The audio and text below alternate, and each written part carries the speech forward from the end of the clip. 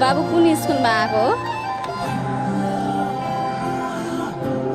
तिमी यहाँ किन आएको ल भन कुन स्कुल हो नि अलि यता आउनु त यता हो कति क्लासदेखि पढ्न लागेको ल भन यता हेरेर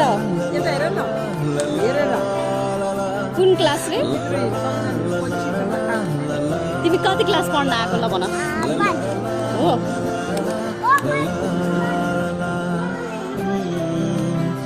कोसँग आएको रे भनिदेऊ न कस्तो न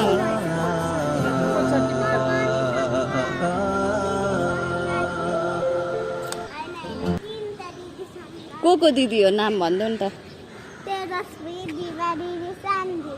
हो ल अब 10 क्लास पछि यही देखाउँछु है भाइ कत्रो हुन्छ भनेर हस् न ल बाई